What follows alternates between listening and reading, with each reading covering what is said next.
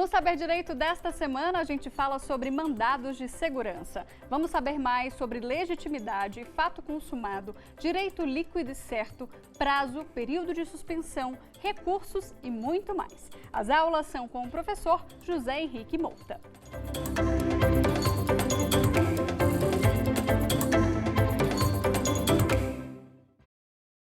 Olá, meus caros. Vamos continuar o nosso curso Mandado de Segurança, agora com a quarta aula. Lembrando que o ideal é que a gente tenha a sequência de tudo que foi debatido nas aulas anteriores, né? Nós passamos por aqui já discutindo o conceito de mandado de segurança, a localização do mandado de segurança na teoria geral do processo, o papel do impetrante, a autoridade coatora, a questão envolvendo as tutelas provisórias no mandado de segurança, o uso do mandado de segurança para controlar ato administrativo, excepcionalmente ato legislativo e mais excepcionalmente ainda ato jurisdicional. Enfim, tem muita coisa que já ficaram nas aulas anteriores. Nesta aula 4, nós vamos debater, primeiro, o prazo, que é uma coisa que a gente tem muita dúvida na prática, a gente está sempre sendo consultado por colegas advogados, por estudantes. Afinal de contas, como é que eu conto este prazo para impetrar mandado de segurança? E a segunda parte da aula de hoje, desta quarta aula, a gente vai trabalhar a questão do pedido de suspensão. O que é o pedido de suspensão, muito utilizado na nossa prática forense, e quais são as características que você deve saber sobre esse instituto do pedido de suspensão, que não é recurso, não é ação, é um incidente processual previsto na lei do mandado de segurança e em outras legislações também. Então vamos por partes. Primeira parte, prazo para impetrar mandado de segurança. Eu preciso fazer algumas lembranças aqui do que a gente já discutiu. A gente já discutiu que o mandado de segurança ele é um procedimento especial, fora do CPC, previsto no primeiro momento numa lei da década do ano de 51, do século passado, a 1533, e mais recentemente com a 12016 de 2009.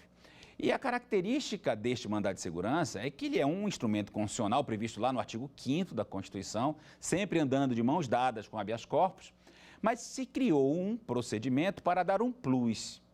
Que tipo de plus? Algo a mais em relação ao procedimento, competência, a singularidade de etapas procedimentais, para aquele caso do sujeito que tem o direito líquido e certo, que na verdade está muito mais ligado ao fato líquido e certo, ao elemento probatório pré-constituído. Então a gente tem que pensar desta forma. A rigor, imaginando abstratamente, o autor teria aí 5 anos, o prazo prescricional, para judicializar uma demanda em razão de um ato praticado pelo poder público, das várias esferas. Mas, se ele conseguir demonstrar a presença das características especiais do mandado de segurança, ele pode levar esse controle jurisdicional por meio de um procedimento que, tecnicamente ou teoricamente, é mais rápido, que é o mandado de segurança. E tem que ter o quê? A presença de uma autoridade pública praticando aquele ato, já estudamos aqui a autoridade coatora, tem que ter a prova pré-constituída, a prova documental, fora do processo, ou no máximo com as informações. Ele tem que ter a necessidade de um requerimento mandamental, de uma obrigação a ser cumprida, eventualmente um reflexo pecuniário, essa é a nossa última aula, a gente vai falar do reflexo pecuniário, e ele tem que ter o prazo de 120 dias. A questão é, ultrapassado esse prazo de 120 dias, o que ocorre? A rigor, e a gente até falou disso na aula de decadência no mandado de segurança, a rigor o que ele perde não é nada ligado ao seu direito, porque o direito dele de demandar em desfavor da Fazenda Pública tem o prazo prescricional de 5 anos. O que ele perde, na verdade, é o procedimento que, teoricamente, é mais rápido, que é o procedimento do mandado de segurança. Então, ultrapassado esse prazo de 120 dias, ele volta a ter possibilidade de judicializar uma demanda com procedimento comum, até os 5 anos. A questão maior é, como eu conto esse prazo de 120 dias? Quer dizer, não basta ter só o prazo, é necessário ter as outras características também. Como é que eu faço esta contagem? Já se discutiu, à época da legislação antiga do mandado de segurança, de uma eventual inconstitucionalidade desse dispositivo que trata dos 120 dias, mas foi superada essa discussão da inconstitucionalidade porque não atinge o fundo do direito, só atinge o procedimento do mandado de segurança. Bom, para a gente entender como conta o prazo de 120 dias, eu preciso que a gente separe aqui dois grupos. O primeiro grupo, mandado de segurança contra ato administrativo, que é a razão de ser do mandado de segurança, que é o grande objetivo do mandado de segurança. 95%, sei lá, das demandas são demandas envolvendo o ato administrativo. O que se quis quando se pensou o mandado de segurança foi para discutir ato administrativo. Mas vamos separar também a hipótese do mandado de segurança contra ato judicial, relembrando aquela discussão que nós travamos na aula que discutimos o mandado de segurança contra ato judicial. Então vamos pensar juntos. Mandado de segurança contra ato administrativo. Pode ser o quê? Uma portaria de demissão de um servidor público, um processo disciplinar, algo que tenha sido praticado pelo poder público na função administrativa, tecnicamente falando seria o Poder Executivo, mas não obrigatoriamente o Poder Executivo. Pode ser uma portaria do Tribunal de Justiça, um ato administrativo envolvendo a demissão de um servidor, a punição de um servidor, a punição de um magistrado, se enquadra na ideia de ato administrativo praticado pelo Poder Judiciário. Então vamos pensar juntos, o Legislativo, idem, né? Se for um servidor interno, se for uma licitação do Poder Legislativo, vamos pensar nesse grupo. Mandado de segurança contra ato administrativo, enquadrada aí a expressão ato administrativo como procedimento administrativo, ato complexo, ato simples. Enfim, eu vou judicializar, no meu exemplo, uma punição aplicada a um servidor público.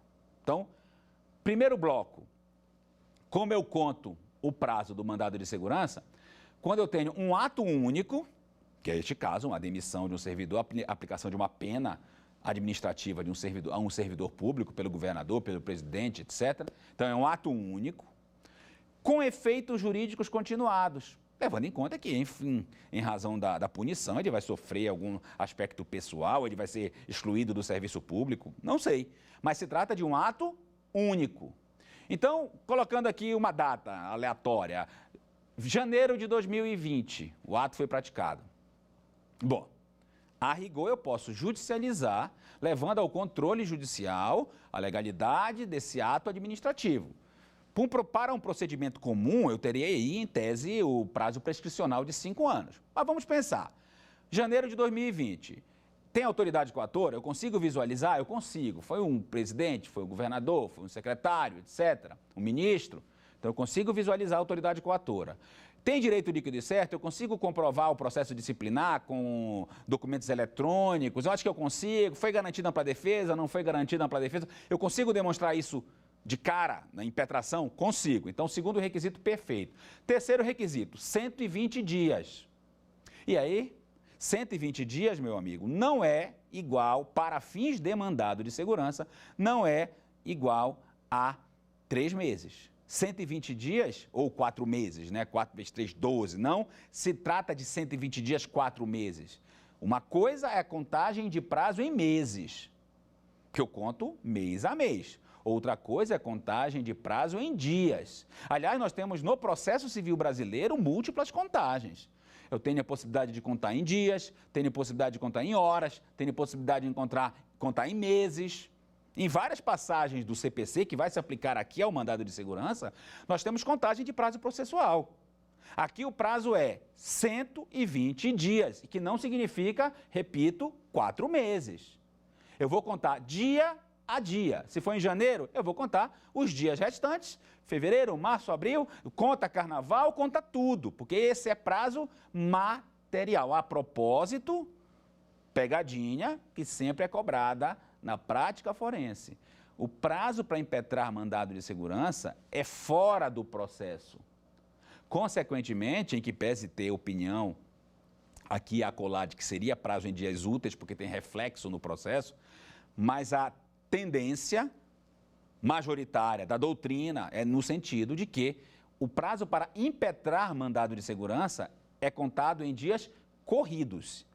Ou seja, eu vou dia a dia, não interrompe no final de semana, não interrompe em dia não útil, não interrompe na Semana Santa, se for o caso, não interrompe no Carnaval e não interrompe em qualquer feriado nacional. No caso aqui, é ato único. Então, a contagem do prazo de 120 dias se dá uma única vez. Ah, professor Henrique, contei errado, ultrapassou o prazo de 120 dias. Não há problema. Você pode judicializar por procedimento comum. O que você perde é o procedimento do mandado de segurança em razão do decurso do tempo. Vocês lembram que nós falamos isso na aula anterior? Se por um acaso for decretada a decadência no mandado de segurança pela ultrapassagem desses 120 dias, desse prazo, automaticamente você perde o direito ao mandado de segurança. Mas nada impede que você judicialize o mesmo problema, a mesma situação jurídica, por meio de um procedimento comum. Então é muito interessante você ter cuidado na contagem do dia a dia. Olhar o calendário, dia a dia, para verificar se você tem ainda a possibilidade de levar o tema via mandado de segurança. Eu tenho falado muito, e eu confesso aqui para você que está me assistindo, que nos dias de hoje, com a ampliação das tutelas provisórias no procedimento comum, de repente até pode acontecer de você perder o prazo de 120 dias para impetrar mandado de segurança e você vai ter que utilizar o procedimento comum lá na vara da Fazenda ou lá na vara federal, e se fosse contrato do ministro seria no STJ, se fosse contrato da Presidência da República seria direto no Supremo Tribunal Federal, você perde o prazo de 120 dias. Mas a partir do momento que você judicializa esse mesmo tema na vara da vara federal, do seu estado, do Distrito Federal, e você consegue uma tutela provisória, que aí você vai para o procedimento comum, você vai trabalhar do 294 ao 311.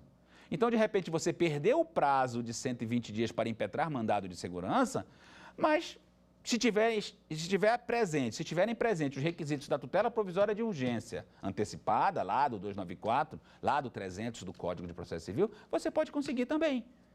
Então, o que eu tenho falado muito? Que a gente vive num sistema de judicialização de política pública do nosso dia a dia, etc., onde a tutela provisória acaba resolvendo durante muito tempo situações jurídicas. Então, nada impede que o sujeito venha perder o prazo de 120 dias, perdendo, portanto, um procedimento mais célere, com etapas mais fechadas, inicial, liminar, informações, Ministério Público e decisão. Ele perde esse procedimento tecnicamente mais rápido, mas nada impede que ele consiga uma tutela provisória que ele iria pedir também via mandado de segurança, num procedimento comum. Vai ser mais difícil? Talvez. Você tem que justificar mais a fumaça do bom direito, o fumus, boniures e o periculo in mora, você tem que demonstrar a razoabilidade da argumentação, principalmente porque você deixou passar muito tempo. Então, sem sombra de dúvida que a demonstração para fins de tutela provisória de urgência é muito mais rápida, muito mais demonstrada do ponto de vista satisfatório, se você requerer via mandado de segurança. Mas, volto a dizer, perder o prazo de 120 dias não é o fim do mundo. Você pode judicializar contra a União, contra o Estado, contra o município, contra o Distrito Federal, na vara competente e pedir tutela provisória. Se os requisitos estiverem presentes, você vai alcançar o mesmo resultado fático, por exemplo, de reintegração de um servidor, de suspensão de um processo disciplinar, de suspensão de uma licitação, dentre outros, que você conseguiria via mandado de segurança. Ok? Então, primeira hipótese é esta: ato administrativo, ato único, um ato apenas, portaria, decreto de demissão, punição administrativa, ato único. Segunda hipótese, muito comum na prática, muito comum, é a hipótese do chamado trato sucessivo, também chamado ato de trato sucessivo. Situações de trato sucessivo. O raciocínio é um pouco diferente. Quando se fala em trato sucessivo, se está diante de uma hipótese administrativa, de um procedimento administrativo, de um ato administrativo que vai se renovar de tempo em tempo. O melhor exemplo de trato sucessivo é envolvendo o servidor público a retirada de alguma parcela vencimental que ele teria incorporado aí com o passar do tempo. Imaginem que essa mesma hipótese tenha ocorrido em janeiro de 2020. Ou seja, em janeiro de 2020, houve a retirada do contra-cheque do fulano de tal, nosso cliente aqui, hipotético, de uma parcela que ele teria incorporado em razão do tempo de serviço, do tempo de prestação de serviço junto ao poder público. Foi retirada essa parcela, informado administrativamente para ele, aberto um processo administrativo para retirar essa parcela. Ele pode praticar o ato administrativo ali dentro, mas ele pode judicializar. Uma coisa interessante é se o recurso administrativo dele impede a execuibilidade do ato. E aí a gente pode fechar a seguinte fórmula.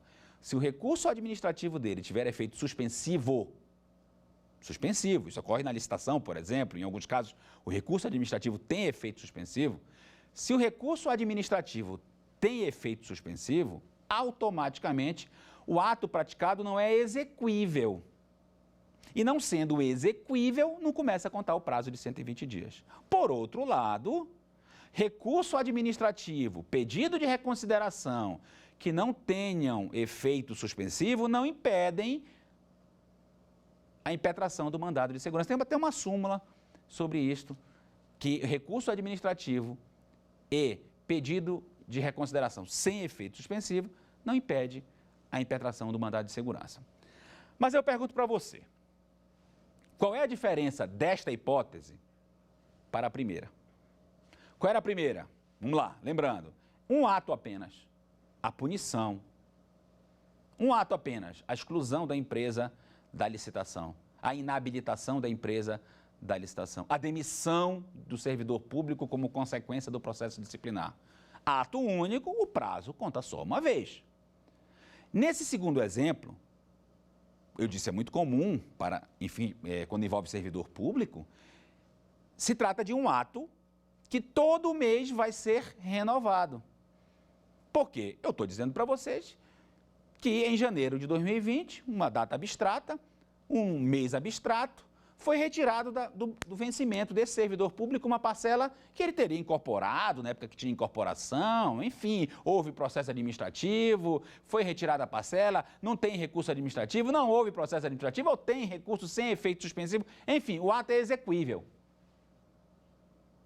Como eu conto o prazo de 120 dias?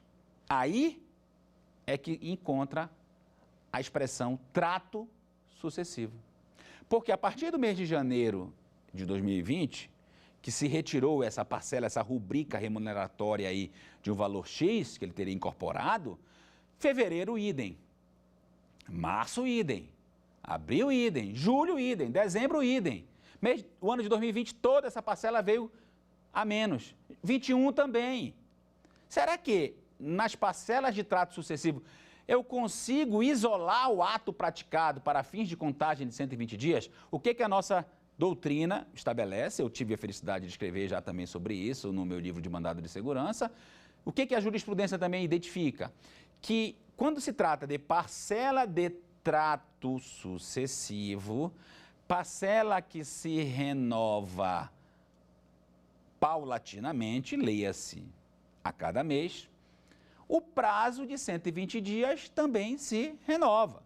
Então, retirar em janeiro. O ideal é que no mês de janeiro logo seja impetrado o mandado de segurança, porque as parcelas que se vencerem no curso do mandado de segurança, eu vou explicar isso também na próxima aula, estão embutidas dentro do mandado de segurança. Não são consideradas parcelas pretéritas.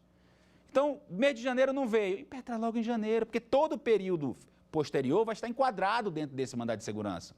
Mas vamos imaginar que o nosso cliente esperou janeiro, esperou fevereiro, esperou março, esperou abril, lá em julho de 2020, ele procura a nossa atenção jurídica, a nossa atuação, e a gente diz, olha, vou ter que impetrar mandado de segurança. Primeira coisa que a gente vai ver é, está dentro do prazo? Ah, mas o ato foi em janeiro, então janeiro, a grosso modo, não é assim que se conta, tá? Eu estou falando aqui 4 meses, mas na verdade não é o período de 4 meses. Lembra que tem fevereiro aí com dias a menor, tem meses que são 31, tem meses que são 30, mas a grosso modo 4 meses. Foi em janeiro, então a grosso modo julho está fora do prazo. É para se desesperar? O que vale a pena? Impetrar mandado de segurança ou ir lá para o procedimento comum? Aí é uma análise sua. É uma análise, sempre que me perguntam isso, se vale a pena impetrar mandado de segurança ou judicializar pelo procedimento comum, eu dou algumas dicas. Eu digo o seguinte: você tem os requisitos, autoridade coatora, prazo, procedimento, prova pré-constituída, competência? Tenho. A análise é sua. O que é melhor? Você judicializar logo no Tribunal de Justiça, porque a autoridade competente puxa a competência para o Tribunal de Justiça. Vale a pena promover esse mandado de segurança no STJ, você teria só mais uma instância recursal, próxima aula, que é para o STF, um RO-MS para o STF, uma instância apenas. Ou é melhor você judicializar lá na vara federal e você tem toda a esfera recursal, apelação, recurso especial extraordinário. O que é melhor? E um detalhe interessante, honorários. Normalmente, quando se fala de honorários, os olhos brilham. Tem honorários no mandado de segurança? Não. Então, eventualmente, se você pensar num reflexo também em relação ao trabalho do advogado, vale a pena você chegar a uma análise se o melhor caminho é o MS ou o procedimento comum, abrindo mão, claro, da concentração dos pronunciamentos judiciais que ocorrem no mandado de segurança. Mas, enfim, neste caso, nós estamos em julho, abstratamente falando aqui, o ato foi praticado em janeiro. Dá para construir, sim, a ideia do trato sucessivo para dizer que este mandado de segurança está dentro dos 120 dias. Por quê? Porque de janeiro em diante, isso tem que ser demonstrado com prova pré-constituída, claro que vai ser o contra-cheque, etc. De janeiro em diante, essa parcela saiu. Janeiro não veio, fevereiro não veio, março não veio, estou em julho. Então, vamos contar 4 meses para trás. Junho, maio, abril, março. Março foi pago a menor? Foi. O valor foi retirado? Foi. Então, em julho, está dentro dos 120 dias. O que eu quero que vocês raciocinem comigo? Repito. Primeiro momento, para a gente falar de prazo, ato único. O prazo é só uma vez. Perdeu o prazo, perde o procedimento, vai lá para o procedimento comum e consiga, quem sabe, uma tutela provisória. Segunda hipótese, trato sucessivo, renova-se paulatinamente, normalmente mês em mês. O trato sucessivo me lembra muito ação de alimentos, que se renova a cada mês, discussão de aluguéis atrasados, que se renovam também a cada mês. É mais um exemplo de trato sucessivo dentro do sistema processual brasileiro. Agora, quanto mais rápido for impetrado este mandado de segurança, maior será o chamado período litigioso. O período que não é litigioso, ou seja, que você não impetrou, vai ter que ser promovida uma ação nova. A gente vai falar isso na próxima aula. Então, quanto mais você demorar a utilizar o mandado de segurança, mesmo em caso de trato sucessivo, maior vai ser o seu, entre aspas, prejuízo na utilização da ação mandamental. Eu não estou dizendo, e vocês já me ouviram falar isso, que eu vou usar o mandado de segurança para cobrar o valor. Não é isso. Eu estou utilizando o mandado de segurança para garantir o meu direito líquido e certo, que advém, por exemplo, de uma incorporação que à época existia desta parcela. De repente é tempo de serviço, de repente é parcela advinda do exercício do cargo. Esse é o meu direito líquido e certo. O reflexo pecuniário é uma circunstância secundária. Na nossa aula que vem na próxima aula, é a derradeira, a quinta, nós vamos fechar esse raciocínio. Como é que é o sistema de cumprimento de decisão judicial contra a Fazenda? Então, nos casos de trato sucessivo, você tem o período litigioso, IP3 julho, né? De julho em diante. O retroativo, o período anterior, que aí tinha uma súmula, que era a 271, a 269 também do Supremo, e hoje está na lei, resolve o problema do período retroativo, mas quanto mais tempo você demorar para impetrar, menor vai ser o período litigioso e maior vai ser o período não litigioso. Então, vai gerar um problema econômico aí, de cumprimento de sentença, de precatório requisitório, que poderia ser um pouco maior se você tivesse optado por praticar o ato impetrado do mandado de segurança o mais breve possível, contando da violação ao seu direito. Ok? Então, vamos lá. Ato administrativo. Primeiro grupo, ato único de efeito continuado. Segundo grupo, trato sucessivo. Esses dois casos são casos de mandado de segurança repressivo. Repressivo. O ato que eu estou discutindo é um ato que já está violando o meu direito, então o meu mandado de segurança já tem como violado o meu direito, é um ato positivo praticado pela administração pública, é um ato comissivo praticado pela administração pública, mas a gente não pode esquecer que existem duas outras situações. O mandado de segurança omissivo e o mandado de segurança preventivo. Como é que eu conto o prazo para esses dois casos? Mandado de segurança omissivo e mandado de segurança preventivo. O mais fácil, preventivo. Ainda não houve o ato. Então, como ainda não foi praticada nenhuma conduta administrativa, a rigor eu não tenho como mensurar esse prazo de 120 dias. É preventivo, eu tenho só que demonstrar, assim como no HC preventivo, o MS preventivo, eu tenho que demonstrar o quê? A iminência, o risco imediato do ato ser praticado. Ainda não foi praticado o ato, então impetra o mais rápido possível. Porque o mandado de segurança preventivo, ele tem prazo fático. Quem dá o prazo é o caso concreto. Uma vez praticado o ato, ele deixa de ser preventivo para ser repressivo.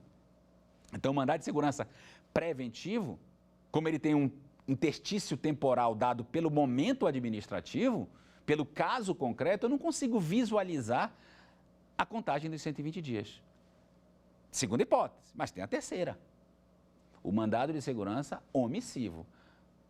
Chamo a atenção de vocês para não confundir mandado de segurança omissivo e mandado de segurança preventivo. O preventivo, o ato ainda não ocorreu, o meu direito ainda não foi violado. O omissivo, o meu direito foi violado em razão da omissão. Inclusive, do ponto de vista prático, a gente não pode confundir o mandado de segurança com outras ações constitucionais. Essa jurisprudência, ela é bem preocupada com isso, a doutrina também. A gente não pode confundir, por exemplo, mandado de segurança com habeas data, mandado de segurança com mandado de injunção, mandado de segurança com ADI por omissão. Cada uma dessas ações tem o seu móvel, seu campo de discussão bem específico.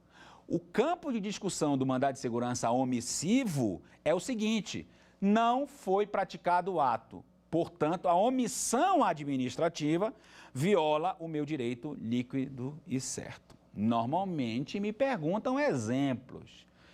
E a prática judicial, ela é muito tranquila em nos apresentar exemplos. Um exemplo muito comum de mandado de segurança por omissão é o caso do aprovado em concurso público, que está dentro do número de vagas e não vem a nomeação, ele impetra mandado de segurança em decorrência da omissão. A não prática do ato é que viola o meu direito líquido e certo, e tem várias circunstâncias que devem ser levadas em conta para se admitir ou não um mandado de segurança numa hipótese dessa. Está dentro de vaga, está dentro do número de vaga, é cadastro de reserva, alguém que está nomeado se aposentou, faleceu, alguém que estava no serviço público, tem uma série de variações. Mas a gente pode caminhar num raciocínio mais simples. Mandado de segurança por omissão. Não teve o ato. Como é que eu conto o prazo de 120 dias? Primeira hipótese. Não tem data para praticar o ato. Ou concurso público, são 2 anos para nomear. Ou tem uma lei que identifica que eu posso estabelecer esse direito até, vamos falar de novo, julho de 2020. Então, se eu estou falando de mandado de segurança por omissão, até a data prevista em lei ou de um caso concreto, onde o ato deveria ser praticado, não tem como começar a contar o mandado de segurança, o prazo de 120 dias. Mas se a lei ou o caso concreto identificar uma data para praticar o ato, a partir daquela data, começa a contar o prazo de 120 dias. Se ele não praticar o ato a partir daquela data fixada num concurso, fixada em lei ou no ato administrativo que eu estou impugnando, a partir daquela data que ele teria que praticar o ato, começa a contar o prazo de 120 dias. Então, são situações bem diferentes. O mandado de segurança preventivo é um, o mandado de segurança repressivo é outro e o mandado de segurança por omissão é outro. Só que no caso da omissão, eu tenho que ver se tem a data própria para praticar o ato. Tendo data, a partir dali, começa a contar os 120 dias. Ok? Isso, tudo que eu falei até agora, refere-se à contagem do prazo de 120 dias contra ato administrativo. Mas a gente não pode esquecer, e a gente tratou disso nas aulas anteriores, que o mandado de segurança também é impetrado contra ato jurisdicional. por exceção, lembramos do tema 988 do STJ, que estendeu as hipóteses de recorribilidade por agravo de instrumento, lendo de uma forma mais ampla o 1015 do CPC, falamos que está sendo mitigada a utilização do mandado de segurança contra a decisão judicial. Isso tudo a gente já trabalhou nesse curso. Só quero lembrar o seguinte para vocês. E aí eu vou fazer a leitura, vou pegar uma colinha aqui, fazer a leitura desse RMS, que é o 43439. Esse recurso em mandado de segurança do STJ de 2018, ele ratifica um entendimento do STJ antes do CPC, de 15, e refere-se exatamente à utilização do mandado de segurança contra a decisão judicial. Não vamos esquecer os requisitos. Encabimento de recurso, decisão irrecorrível, teratologia da decisão. A gente não pode esquecer que o uso do mandado de segurança contra a decisão judicial é hipótese absolutamente restrita. Ele não foi feito para isso, a gente usa na prática em situações raras. E o STJ, por exemplo, interpretando a súmula 268 do Supremo, faça uma leitura da súmula 268, porque ela é importantíssima para você entender esse contexto, mandado de segurança contra a decisão judicial. A propósito, não é só o mandado de segurança, a própria reclamação do CPC, a reclamação para aplicar precedente, a reclamação para manter a decisão de tribunal, ela também não pode deixar a decisão transitar em julgado. Tem um dispositivo específico sobre isso no Código 988. Ou seja, se eu vou usar mandado de segurança contra a decisão judicial, excepcionalmente, se eu vou apresentar uma reclamação no STJ, no STF, o maior cuidado é para evitar o trânsito em julgado da decisão.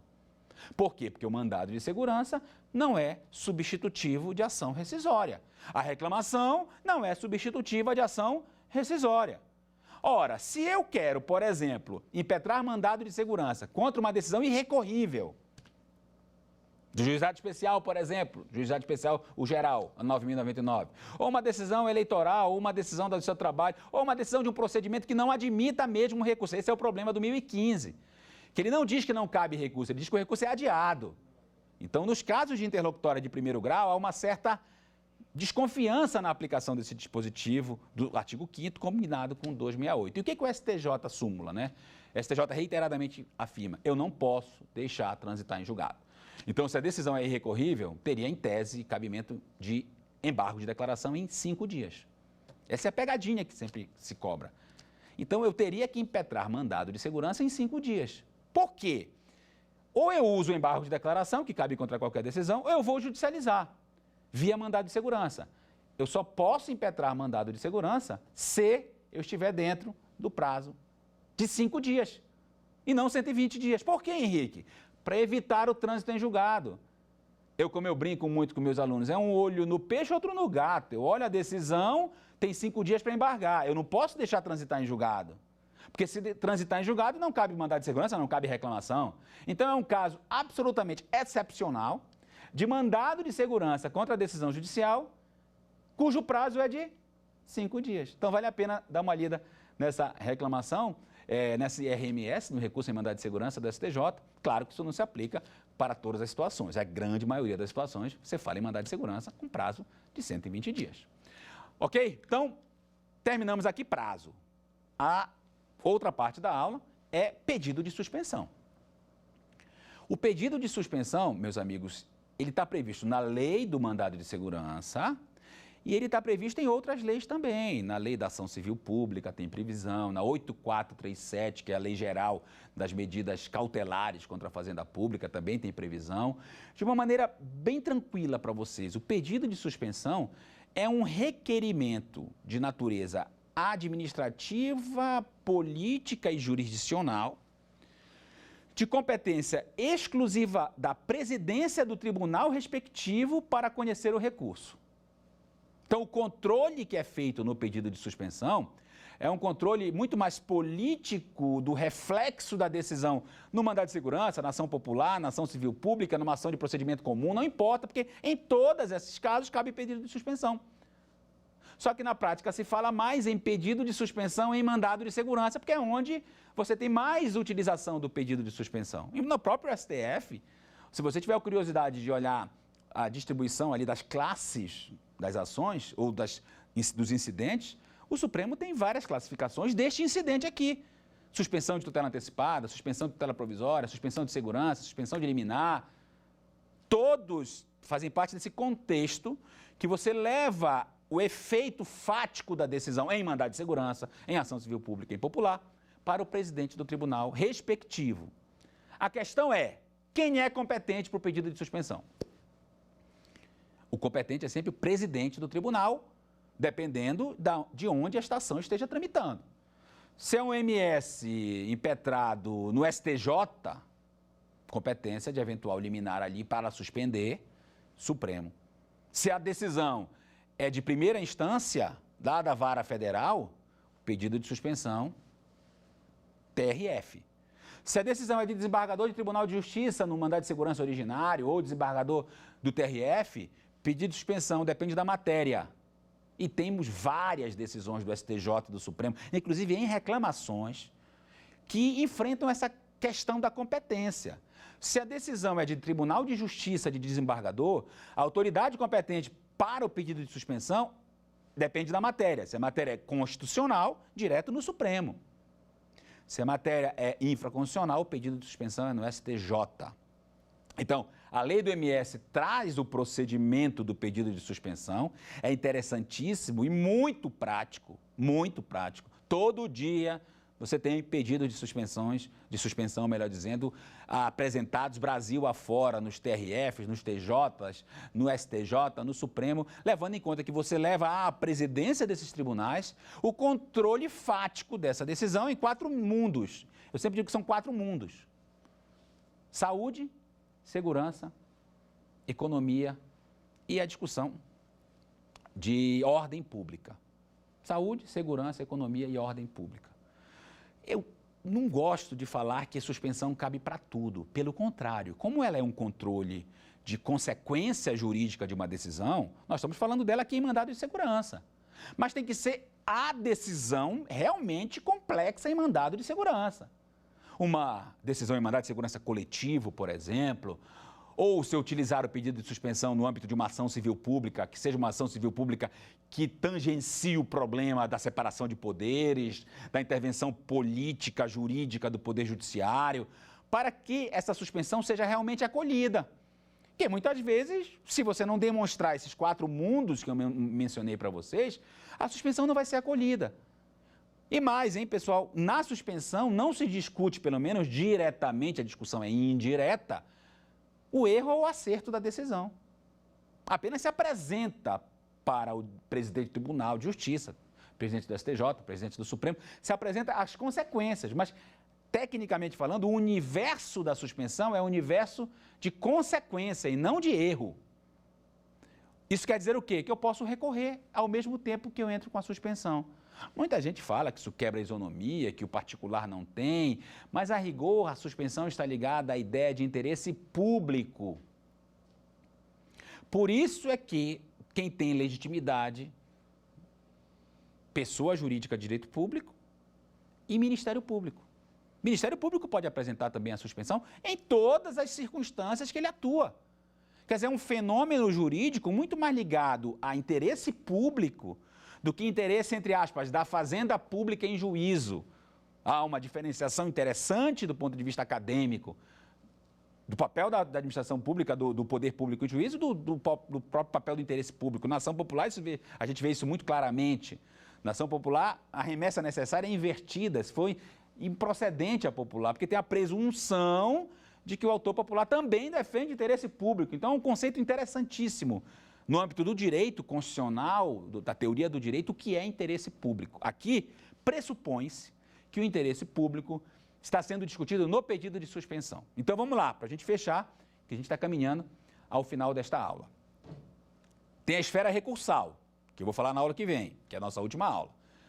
Além do recurso, por exemplo, de agravo de instrumento, de uma liminar lá no 1º grau, que suspendeu uma licitação, vou dar um exemplo que possa identificar a suspensão.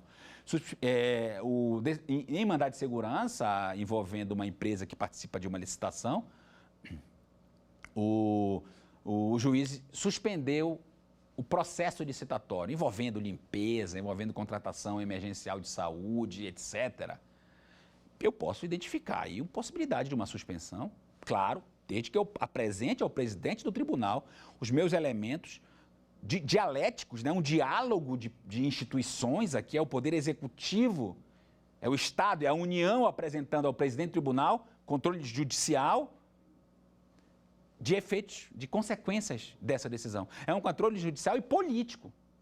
É um controle administrativo, judicial e político. Porque, a rigor, a natureza jurídica da suspensão não é de recurso, é de incidente processual. Consequentemente, no caso concreto, pode-se apresentar o recurso, que no caso é agravo de instrumento, no meu exemplo, que a ação tramita em primeira instância, e ao lado do agravo de instrumento, inclusive 1015, inciso 1, né, tutela provisória. Ao lado do agravo de instrumento, o pedido de suspensão e, eventualmente, existe choque de decisão, pode existir, porque o agravo vai para um desembargador, o pedido de suspensão vai para a presidência, então, eventualmente, você pode ter uma decisão conflitante com a outra, mas, enfim, essa é a sistemática do pedido de suspensão, que eu repito. É necessário que você que está me assistindo, é necessário que você tenha muita atenção com esse nome maior, pedido de suspensão, porque pode ter variações, suspensão de tutela antecipada, suspensão de liminar em mandado de segurança, suspensão de segurança, suspensão de tutela provisória, mas a fundamentação vai sempre transitar na lei do MS, na lei da ação civil pública, na 8437 e em outros dispositivos que tenham a ver com essa discussão de prerrogativa da Fazenda Pública ligada ao interesse público. E, claro, vai ter o procedimento, cabe agravo interno da decisão do presidente, cabe o novo pedido de suspensão em caso de retorno à força da decisão que eu suspendi, cabe o pedido de suspensão erga omnes, que isso é interessantíssimo na prática, que você pode conseguir, num único incidente de suspensão, a retirada de efeitos jurídicos de várias decisões ao mesmo tempo. Isso é muito comum em concurso público, em licitação, etc. O pedido de suspensão tem previsão lá no 8437, na lei do MS também. É o único pedido de suspensão para atingir algumas tantas liminares que tenham o mesmo objeto, mesma causa de pedir. Então, chama a atenção de vocês. Toda vez que você falar e for estudar mandado de segurança ou outras ações constitucionais, e toda vez que você perceber decisões contrárias à Fazenda Pública que desafiem esses 4 mundos que eu mencionei há pouco, saúde, segurança, economia e ordem, você pode identificar, quem sabe, uma possibilidade, um caminho de um controle não só judicial da decisão que é feito via recurso, mas um controle administrativo da decisão, controle político, jurídico e administrativo, eu prefiro falar assim, feito pelo presidente do tribunal respectivo. Quem é o presidente? Vai depender da decisão. Pode ser o TJ, TRF se a decisão for primeira instância, pode ser STJ, STF se a decisão for de desembargador ou de ministro. E, claro, no âmbito trabalhista, TST, TRT, também há que se falar no âmbito trabalhista de pedido de suspensão. Então, é um grande instrumento que trabalha ao lado dos recursos. Aliás, nossa próxima aula é sobre esse assunto, recursos e cumprimento de decisão em mandado de segurança. E eu vou, de novo, conversar um pouquinho com vocês sobre o recurso e o pedido de suspensão. Claro que já admitindo que a discussão do pedido de suspensão e o cabimento, as hipóteses, etc., isso tudo foi travado aqui na nossa 4ª aula. Bom, então a gente está encerrando o conteúdo desta aula sobre prazo e pedido de suspensão. Só lembro que esse último assunto, pedido de suspensão, ainda vai dialogar um pouco com a nossa próxima aula, que é a aula de recursos e cumprimento de decisão em mandado de segurança. Encerrada a aula, vamos ao nosso quiz, as 3 perguntas para a gente sedimentar o conhecimento.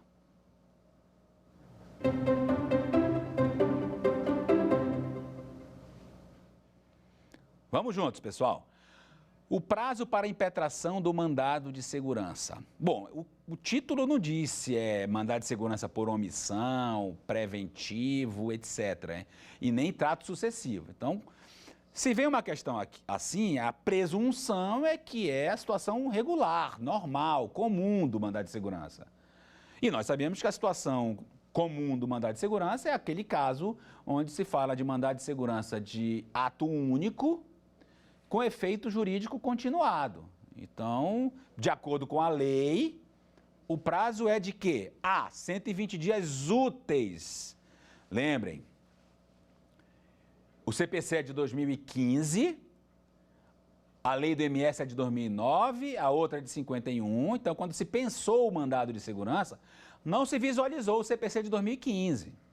Então, aqui a discussão é o que o CPC de 2015 atingiu na lei do mandado de segurança. Não tenho dúvida de afirmar para vocês que, apesar de ter um registro aqui ou acolá de que deveria ser em dias úteis, não faz sentido ser em dias úteis, já que é um prazo pré-jurisdicional ou pré-judicial. Então, eu posso até chegar à conclusão de que os prazos dentro do mandado de segurança são contados em dias úteis. Os 10 dias para prestar informações, 10 dias úteis. Os 15 dias para interpor apelação, 15 dias úteis. Inclusive, tem um enunciado do Fórum Nacional do Poder Público dizendo isso. Os prazos dentro do MS seriam contados em dias úteis. Mas fora do MS, é direito material, é um prazo material, penso eu, e eu não estou sozinho nesse pensamento, que o prazo é em dia corrido. O prazo, então, é em dia corrido. O que diz aqui o quiz? Vamos embora. 120 dias úteis, não. Exatamente pelo problema aí da contagem de dias úteis só dentro do mandado de segurança. 4 meses corridos, falamos aqui, que para fins de mandado de segurança, aliás, para fins de prazo decadencial de uma maneira geral, né? Se for prazo em dia, é dia. Tudo bem que aqui não é decadência no sentido do direito civil, de perda de direito, é decadência em relação ao procedimento. A decadência aqui está muito mais ligada à perda da oportunidade de impetrar a mandado de segurança. Mas, de qualquer maneira, nós estamos falando aqui de prazo decadencial. Então, 120 dias é contado dia a dia. Essa decadência é a decadência do procedimento. E para fins de mandado de segurança, 120 dias não é igual a 4 meses. E eu acho que até se você pegar o calendário agora, contar 120 dias não vai dar exatamente 4 meses, porque tem meses aí com 30, 28 de fevereiro, 31, alguns meses. Então, a gente tem que ter muito cuidado nessa contagem. Concluindo que se perder o prazo de 120 dias, só perde o procedimento. Ajuiza a situação jurídica, leva para o procedimento comum e, quem sabe, consegue uma tutela provisória lá. Isso é uma questão de convencimento, questão de dialeticidade, de convencimento de argumentação. Mas esse prazo, ele é contado em dias, sem falar em meses. 120 dias é igual a 120 dias no calendário e não 4 meses. Vamos lá para a gente ver a alternativa correta. Então, letra B está errada, letra D se renova, né? O trato sucessivo que nós falamos é aquele ato que se renova a cada mês, então se renovando a cada mês, teoricamente, você só vai discutir o período contencioso, mas a cada mês você tem a renovação do prazo de 120 dias. Então, por exclusão, a alternativa correta, vamos lá, pessoal, a letra C de casa, né? Vamos embora. É de 120 dias corridos, ok? Vamos ao segundo momento aí da nossa quiz.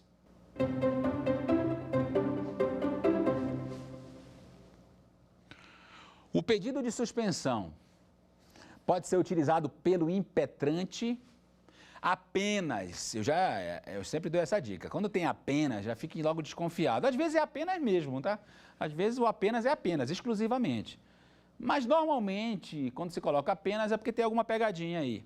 Então a letra B fala em apenas, a letra C fala em apenas. Apenas Ministério Público, apenas pessoa jurídica de direito público ou pelos dois? Raciocínio, vamos embora, vamos pensar juntos.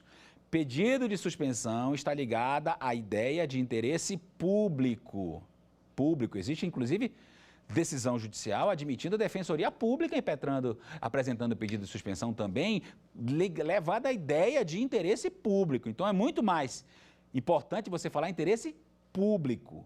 Logo, não é só o Ministério Público, não é só a pessoa jurídica de direito público, pelo contrário, a pessoa jurídica e o Ministério Público terão que demonstrar neste pedido de suspensão o algo a mais, para poder identificar a presença de uma intervenção jurídico-política administrativa do presidente do tribunal em cima de uma decisão de desembargador, de juiz ou mesmo de ministro. Então, o controle aqui é um controle que deve ser feito com muito cuidado na leitura dos requisitos dos 4 mundos que eu falei para vocês durante o nosso encontro. Então, por exclusão, a alternativa correta é a letra D de dado, né? Sendo que, olhem a parte final, nas hipóteses legais. O que eu quero dizer com essa parte final aqui?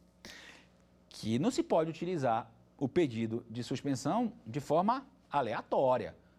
No mínimo, tem que se demonstrar os requisitos, tem que olhar a lei do MS, olhar a lei da ação civil pública, 8437, e se enquadrar ali com uma demonstração clara de que essa decisão em MS, em ACP, em processo de conhecimento e procedimento comum, ela traz uma consequência a mais. Então, não é pelo simples fato de você ter uma ação envolvendo pessoa jurídica de direito público, Ministério Público, e discute-se também, de forma bem interessante, a questão da Defensoria Pública, que você vai abrir a porta para o pedido de suspensão.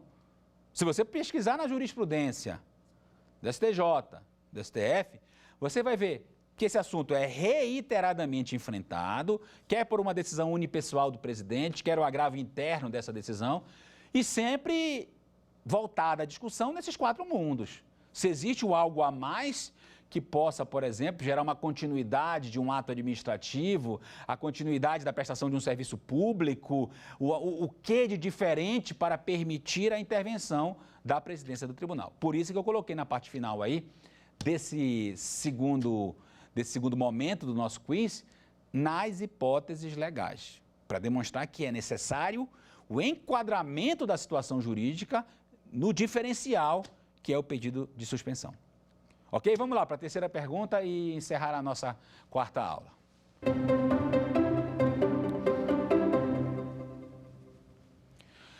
Sobre o pedido de suspensão. A.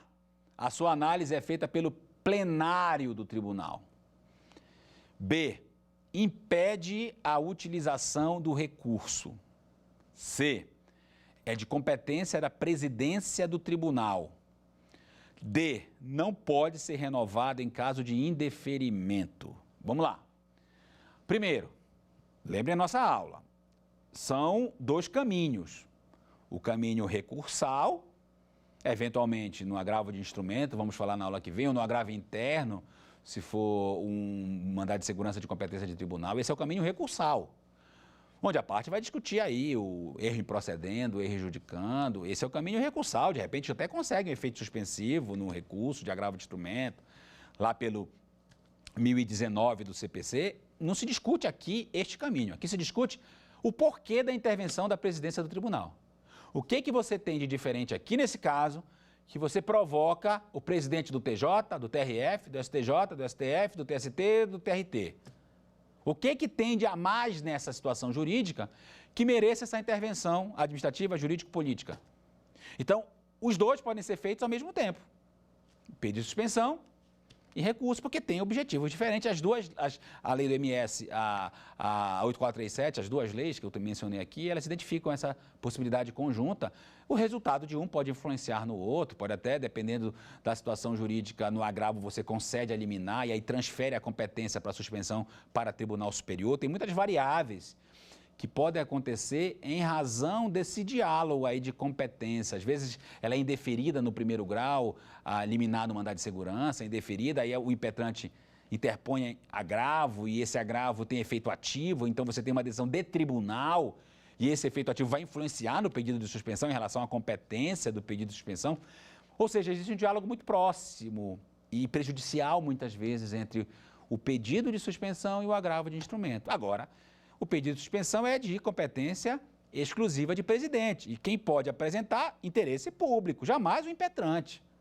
E o que o impetrante pode fazer? Vamos imaginar que o presidente do TRF concede uma suspensão liminar, cabe agravo interno.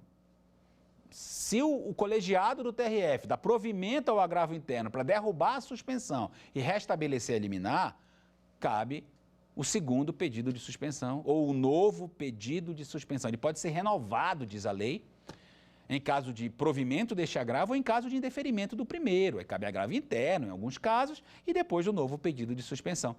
É o pedido de suspensão que se desloca aí por uma questão de antecipação de competência para STJ ou STF. Eu gosto sempre de dizer, e aí a gente vai para a resposta do quiz, que exaurida a competência do Tribunal Local, TRF-TJ, inaugura-se a competência do Tribunal Superior. Então, eu posso verificar a inauguração de uma competência do Tribunal Superior quando o agravo interno é provido da decisão da suspensão ou quando a suspensão 1 é indeferida no primeiro momento pelo presidente do tribunal, automaticamente exauriu a instância ordinária e abre a oportunidade para inaugurar a jurisdição do Tribunal Superior. Então, esse novo pedido de suspensão, ele vai ser apresentado no STJ ou no STF quando houver matéria infra ou matéria constitucional. Se houver mais matéria constitucional, a competência maior, ela vai encampar aí a possibilidade de apresentação dessa suspensão, então ela é direto no STF. Bom, então vamos ver a resposta ao nosso quiz. Sobre o pedido de suspensão, a sua análise é feita pelo plenário do tribunal, a gente já viu não, né? Só se for um agravo interno, esse agravo interno nem é para o plenário, a gente vai ter que ver qual é a organização judiciária para saber a competência do recurso, não do pedido de suspensão. A ABI impede a utilização do recurso? Não impede, são caminhos diferentes, são objetos diferentes, são pretensões diferentes. É de competência da presidência do tribunal, exclusiva, sim, e pode ser renovada, é o tal do novo pedido de suspensão, desde que atendido, em alguns casos, o manejo do agravo interno, né? Dependendo do resultado deste agravo interno, você tem o novo pedido de suspensão de competência do STJ ou do STF, dependendo da matéria que está sendo discutida. Então, a resposta correta desse nosso último quiz é a letra C de casa. É de competência da presidência do tribunal, ok? E assim a gente encerra a nossa quarta aula, já convidando você a assistir à última aula, que nós vamos tratar de recursos, continuando o tratamento dos recursos no mandado de segurança e cumprimento da decisão do mandado de segurança, a questão das parcelas de vincendas, passadas, futuras, o capítulo mandamental. Tem muita coisa legal ainda para a gente falar na nossa última aula. Quer dar alguma sugestão de tema para os cursos do Saber Direito? Então mande um e-mail para a gente, saberdireito@stf.jus.br, ou entre em contato pelo WhatsApp, o número é esse que aparece na sua tela. Você também pode estudar pela internet. Acesse nosso site tvjustiça.jus.br ou pode rever as aulas no canal do YouTube TV Justiça Oficial.